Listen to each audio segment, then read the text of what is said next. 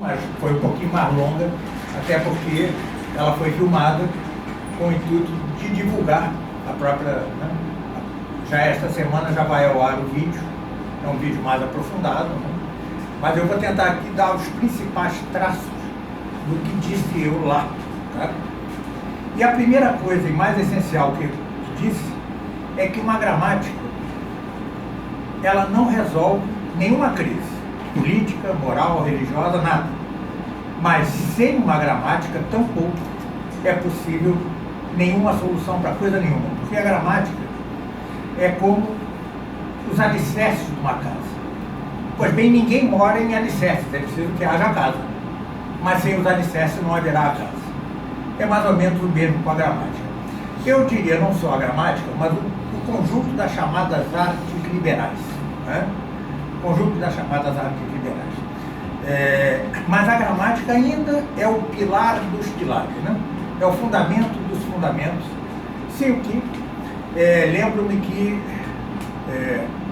com a debacle, com a ruína do Império Romano pelos bárbaros, né, mesmo os grandes escritores perderam o latim. Né? Então eu lembro do bispo São Gregório de Tours pedir perdão aos seus leitores porque ele confundia o acusativo com o nominativo do latim. Né? Então pedia perdão. Pois bem, pedir perdão por um erro já é algo. O problema da nossa sociedade é que ela se regozija com o erro. Né? O errado é o bom. Por quê? Parte-se de um pressuposto absolutamente absurdo. Qual seja? 2. Primeiro, que a língua deve deixar-se à deriva. Né? Que siga seu curso, como um rio, né? que vá, não importam normas. Né? Pois bem, os propugnadores de tal coisa esquecem que sem normas eles nem sequer poderiam propor sua própria tese, porque sem normas não há língua alguma. A linguagem, tanto oral como a gramática, que se refere antes à escrita, né? Elas são artes. Se não fosse, o ser humano ao nascer já falaria a língua. Não, ela não fala, tem de aprender. Né? Dizia o filósofo Aristóteles que o homem é um animal de ciência e de artes. Pois bem, a linguagem, ou seja, a língua falada, é uma arte. E mais arte ainda, muito mais sólida, é a arte da escrita, que em grego gramática quer dizer exatamente isso, a arte da letra. Né? Pois bem, então, os que propugnam tal coisa nem sequer poderiam propô-la se não houvesse normas na língua. Né? Mesmo uma comunidade que diga nós vai, né? O nós vai é a norma daquela comunidade. Porque se não houvesse norma, como a língua é uma arte, diferentemente de todas as outras, ela é uma arte social, né? Pressupõe que todas tenham esta arte elaborada, como haveria língua, qualquer que fosse, vulgar, elaborada, cultivada, se não houvesse normas? Seria impossível. Né? É o mesmo que imaginar que um músico fosse capaz de compor a 9ª Sinfonia de Bruckner sem saber música, sem saber as regras da teoria da música. Pois bem, então esta absurdidade, no fundo, encobre, ela vem como justificação falsa, uma justificação teórica de outra absurdidade, que impor normas à língua é oprimir aqueles que não a sabem. Né? Então seria uma opressão dizer a quem diz nós vai, que o certo é dizer nós vamos.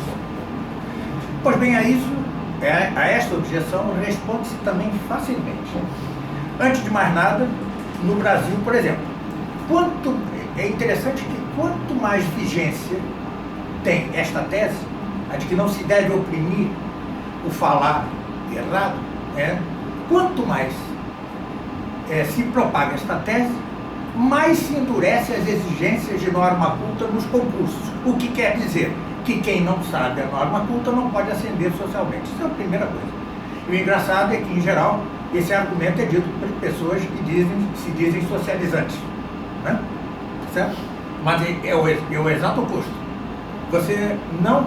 Eu sempre, quando pessoas de esquerda me dizem, não, se o próprio Lenin dizia que arte proletária, o proletariado tem de ler Shakespeare, né?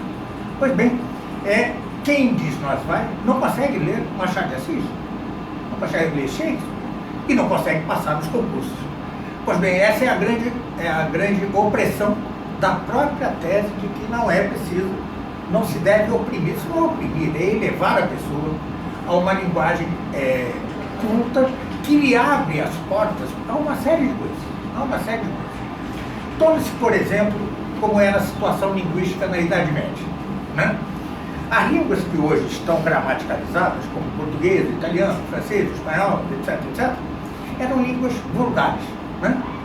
Não eram gramaticalizadas e cada um falava como lhe era comum ali naquele pequeno pedaço de Nápoles ou naquela pequena cidade de Portugal. Cada um falava ao seu jeito, não havia gramática, não havia ensino. Então não haveria uma língua culta geral, sim, havia o latim. O latim era a língua de cultura universal, né? E todos, em termos de cultura, se entendiam em latim. E o latim era a língua altamente gramaticalizada, altamente normatizada, né? Pois bem, o latim ruiu, já não há o latim, né? Mas estas línguas que eram línguas vulgares, elas se alçaram ao plano da cultura. Ora, tirar-lhes as normas é exatamente fazer com que elas ruam como ruiu um dia o latim, né? Ruiu o latim por quê? Porque o Império Romano, à medida que tomava as terras, impunha também as suas escolas, o seu ensino da língua, então. Ou seja, caiu o Império, caiu também o ensino da língua. Pois bem, isto que se pretende no Brasil é como se fora uma invasão bárbara.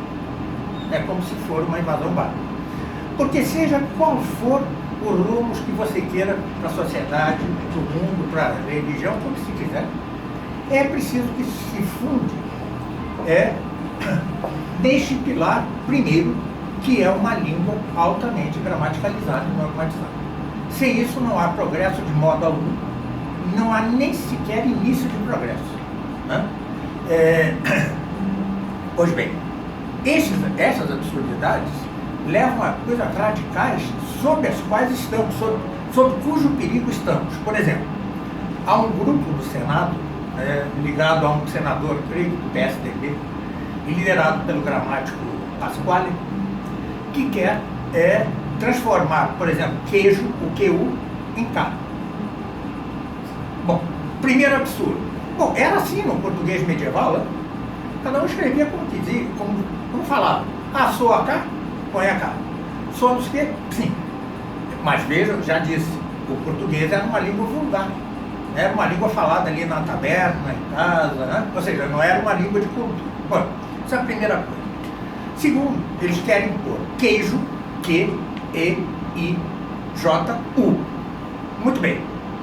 Mas o paranaense diz queijo. E por que eu quero pôr U? Então libera. Os cariocas escreveremos U, queijo com U. Os paranaenses escrevam queijo com O, até exatamente o fim da língua. Essa proposta significa uma solução de continuidade, uma ruptura total com o passado da língua. E uma língua sem passado é uma língua morta. Pois bem, é primeiro contra estas objeções que implicam irresponsabilidade civilizacional que se bate essa gramática que vocês têm, né? Ou seja, é preciso uma gramática, e gramática sem vergonha de ser gramática, né? Esse era o grande mérito do Napoleão Mendes de Almeida. Era de todos os gramáticos. Eu chamo meio jocosamente os dinossauros da gramática, né? Os antigos, né? Os grandes. Ele era o único que não tinha nenhuma vergonha de ser gramatical. Todos os outros, influídos pela linguística e pela sociologia, quase pedem desculpas, né, por impor uma norma, né? Como que tem vergonha disso.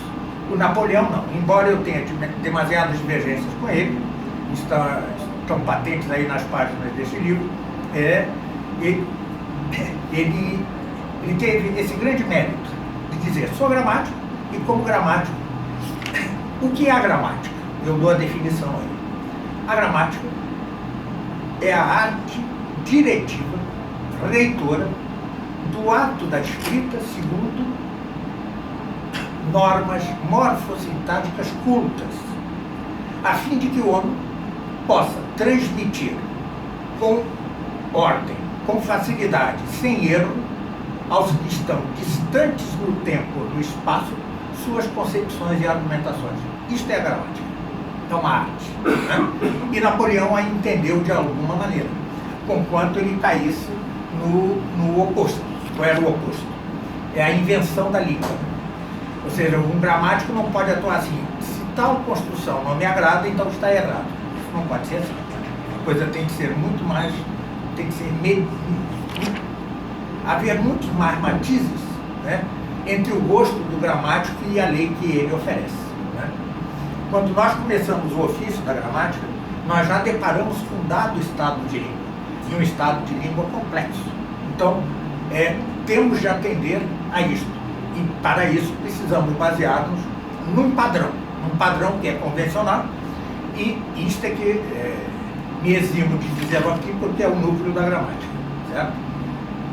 Como posso eu determinar que tal ou qual construção é errada ou certa? Esse é o núcleo, é o miolo da dificuldade de um gramático. Né? Pois bem, isso é o que está, espero, respondido na gramática. Pois bem.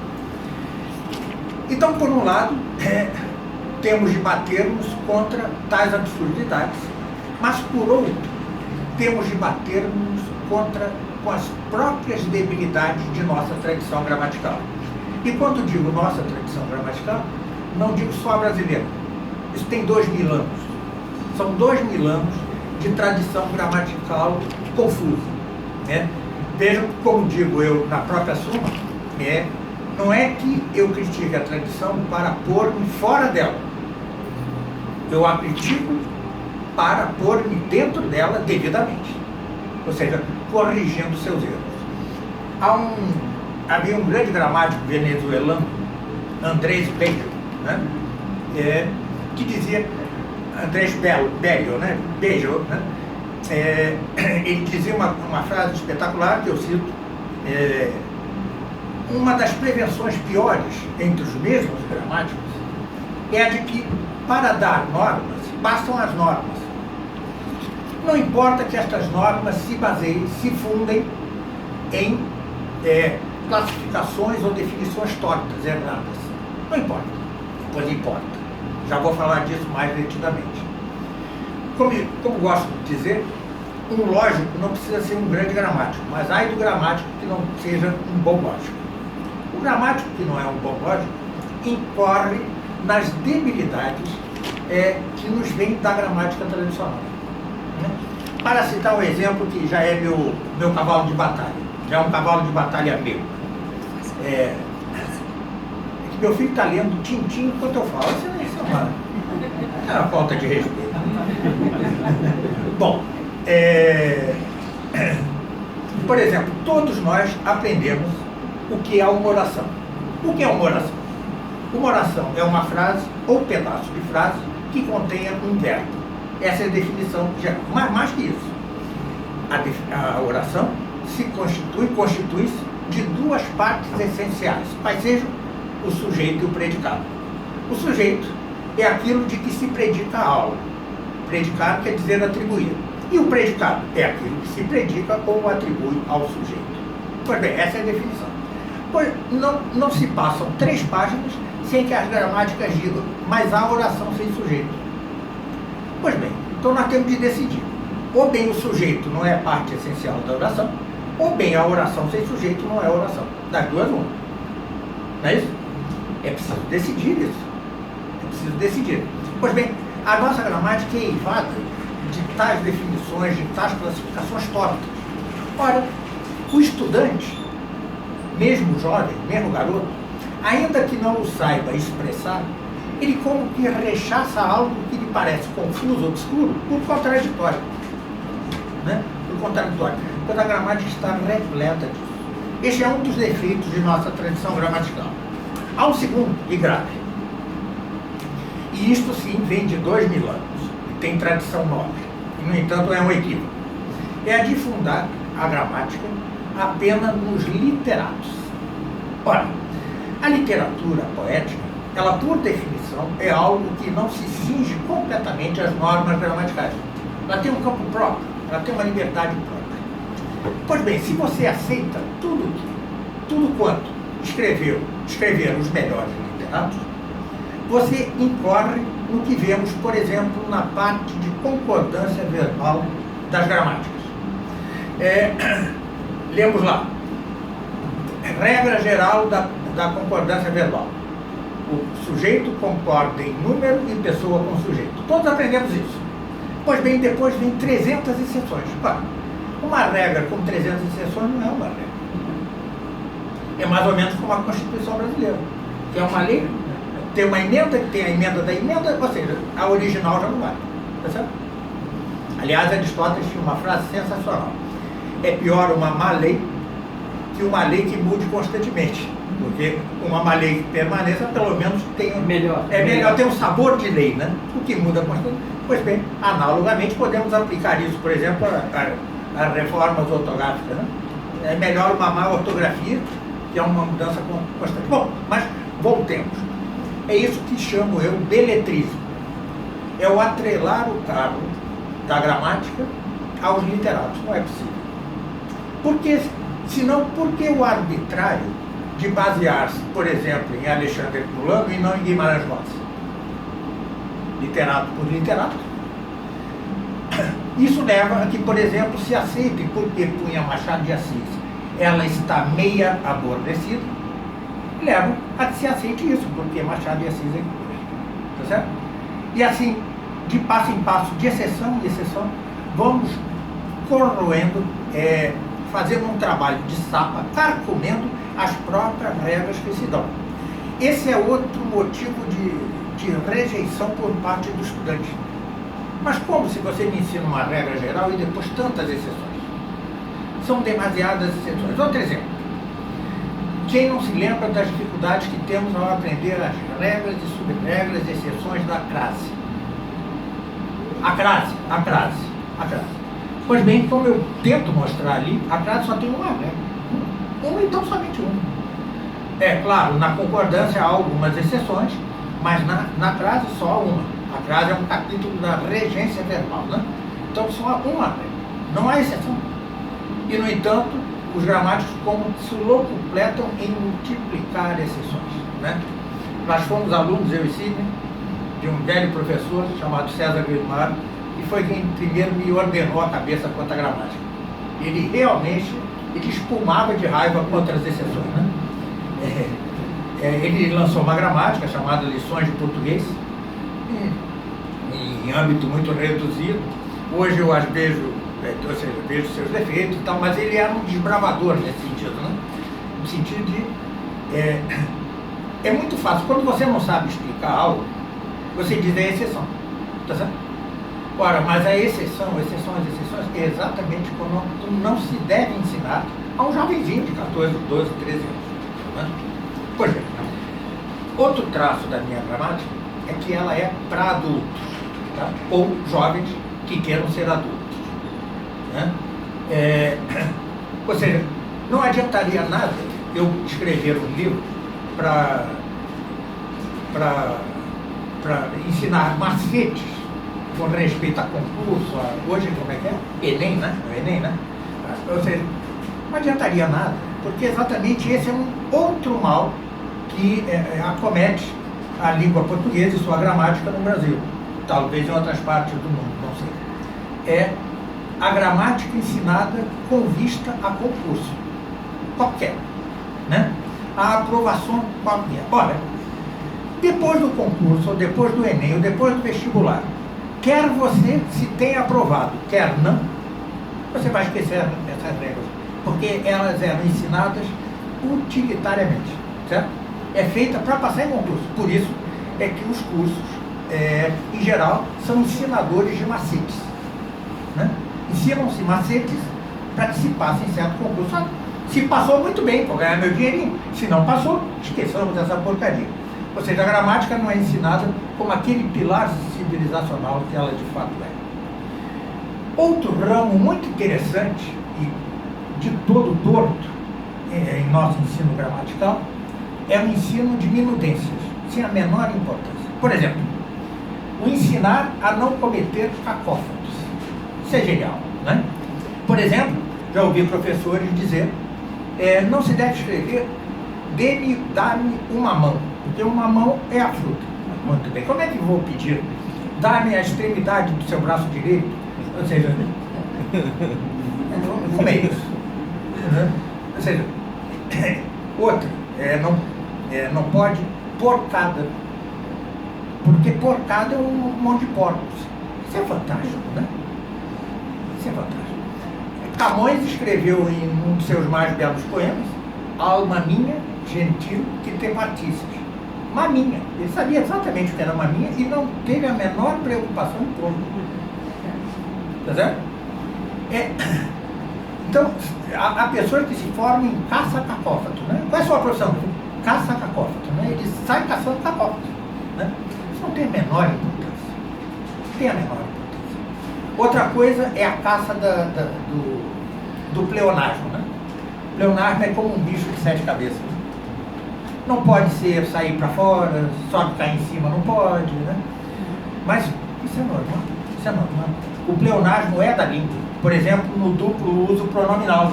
Por exemplo, a mim me parece. Perfeito. E, no entanto, hoje nas escolas se aprende que isso é um absurdo.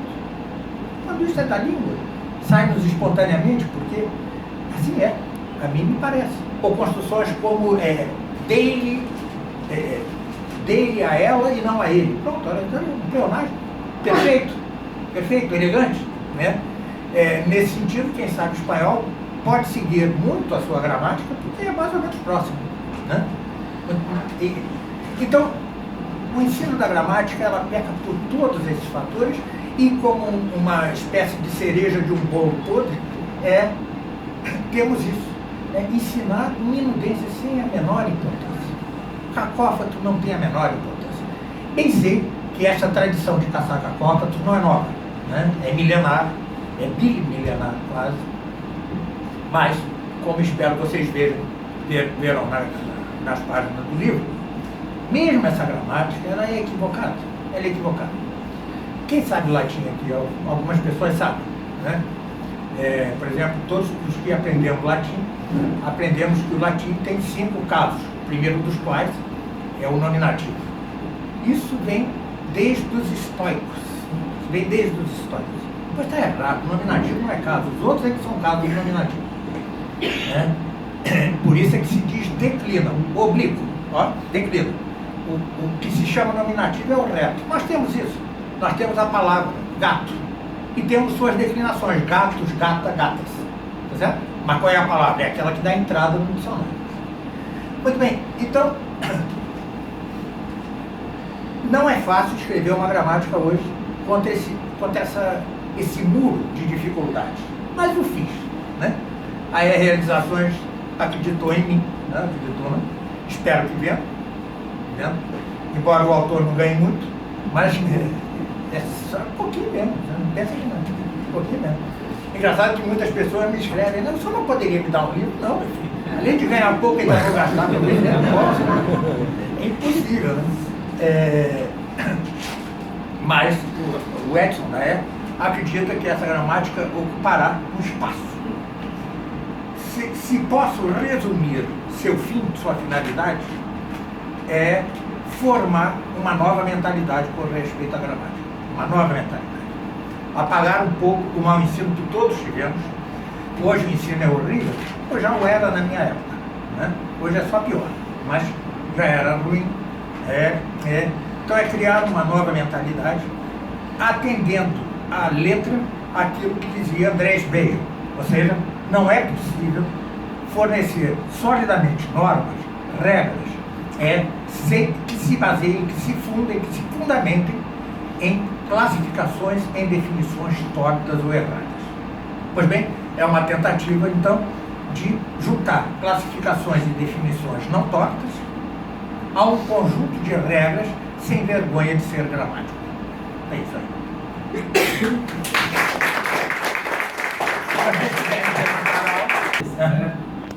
A gramática ela não é ciência primeira, né? Ela não é fundante, né?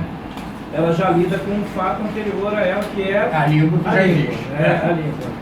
E em todos os casos que eu me lembro, a gramática sempre foi posterior ao uso virtuoso da língua, inclusive, né? Acho que talvez o português seja uma das raras exceções, porque pelo que eu me lembro, Camões escreveu os Lusíadas quase concomitantemente à primeira gramática que saiu em língua portuguesa, mas nem se sabe se ele a leu, né? Sim. Ela sempre foi algo posterior. Porque né? Ao gramático ele não lhe cabe inventar a língua, mas cabe escolher entre seus usuários aqueles que mais convêm a determinado sistema que tem uma analogia com a lógica, certo? Mas há uma precisão a fazer no que você disse. Os melhores escritores, por exemplo, no grego ático, né? O grego ático era uma bagunça, até que chegaram Platão e Aristóteles, que eles mesmos aprimoraram o sistema de casos, né? Então a gramática ali grega, ela se baseou em nomes que já eram gramáticos, de alguma forma, porque eles já, de certa forma, eles já eram gramáticos. Por quê? Porque eles mesmos já deram um acabamento a uma língua. Foi mais ou menos o que fez Camões no português, mais ou menos o que fez Shakespeare com o inglês. Dante. Só para vocês terem uma ideia, até a época de Shakespeare, o pronomezinho it, né, o neutro, estava em desuso em inglês. Foi ele que resgatou o it. O it hoje é falado em qualquer lugar em inglês, né?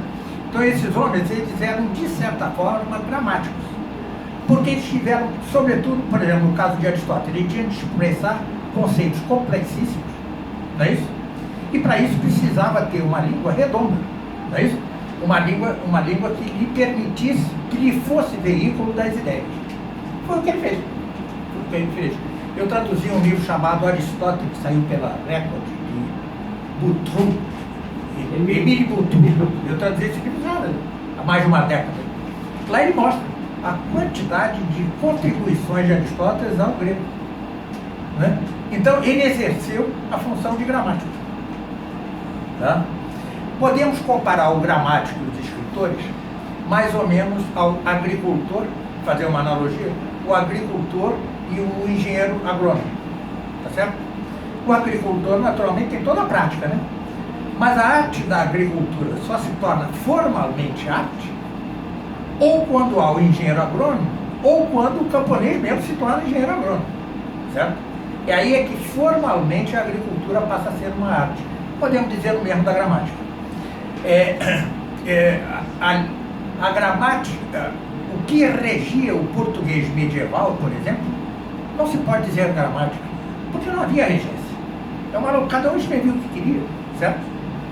Por quê? Porque era uma língua exatamente familiar, ali da tabela, o bebu tomar, entendeu?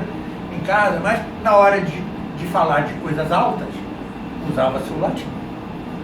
Da mesma forma, cada um de nós em casa, ou ali no botequim, relaxa, né? Vamos falar mais ou menos errado, todos nós, né? Mas na hora de escrever, na hora de dar uma palestra, há que recorrer a algo que já resulte de uma ciência. Assim como a agricultura torna-se formalmente arte a partir do momento em que a rege a engenharia agrônoma, tá? Seja ela da parte de um próprio engenheiro ou do próprio agricultor. Certo? Não sei se respondi. Respondeu. Só ia fazer um comentário. Desculpa. Complementar, que era o seguinte: como eu escrevi uma gramática, no Brasil se oscila entre o gramaticalista, o sujeito que acha o dono do idioma, e o inventor que do alto de uma cátedra, que é o seu escritório, diz que aquela coisa não pode ser de outra maneira, e o liberar geral, que é o que hoje impera. Como escrever uma gramática no país. É isso que eu disse. Seguindo um padrão culto convencional. Esse padrão culto não inventa o gramático, mas ele contribui. Ele contribui. Na medida em que ele seleciona por exemplo, se vamos supor que aqui sejamos todos os melhores escritores da língua, certo? Mas haja diferenças entre nós. O que faz o gramático? Entre outras coisas, vai selecionar aquilo que não ofende a nenhum, mas que é mais conveniente com esse padrão que dura já mais ou menos um século e meio. O nosso padrão é aquele que começa no romantismo até hoje. Já não vale o padrão, por exemplo, de Camões. Tá certo? Camões dizia, o povo foram. Tá, hoje já não dizemos, já não é do nosso padrão. Então é um padrão convencional. Uma objeção que se pode fazer a isso é que qual a certeza estatística que você tem quanto a isso? Não temos. Isso é como a figura assintótica, é uma assíntota, como na matemática. É algo que quase se chega, aqui quase se chega, mas nunca se chega totalmente. Tá certo? É uma aproximação, obviamente. Mas sem esta aproximação, é impossível, repito, uma civilização. A civilização sem uma língua escrita formalmente regida por uma gramática rígida, não é uma civilização. Não é uma civilização. É tudo que quanto se queira, uma civilização, estricto senso, não o é. Né? Então é isso. Né? Não é fácil. Assim, e uma última coisa. Sou também radicalmente contra que o Estado intervenha na gramática. E é o que há desde o governo João Goulart, com a NGB, Nomenclatura Gramatical Brasileira, que foi antes castradora que orientadora. Né? O Estado não tem que se meter em gramática. Prevalecerá aquele gramático que meritocraticamente, né, se impuser aos melhores escritores. Certo? Aquele que se mostrar mais competente for mais aceito. O Estado não tem que se meter nisso. Não tem o menor sentido. A NGB só atrapalhou. Né? Hoje, ao escrever uma gramática, a cada página eu deparava com essa dificuldade, mas na NGB não está assim. E a terminologia mesmo, por exemplo, um exemplinho, eu sei que já estamos passando um pouco da hora, um exemplinho, a terminologia. Todos aprendemos que há duas espécies de artigos em português, o artigo definido e o indefinido. Mas essa nomenclatura é absurda, ele não é nem definido nem indefinido, ele é indefinidor ou definidor. Indefinido ou definido são só substantivos. Né? Veja, eu tive de romper com a nomenclatura, explico, né? Para poder ter coerência e atender a palavra do Andrés Bello, de que não é possível, novamente, normas sólidas, fundadas em alicerces tanto frágeis quanto são as definições e as classificações tortas. Acho que podemos descer para... Né? O resto está aí na gramática. Tá bom?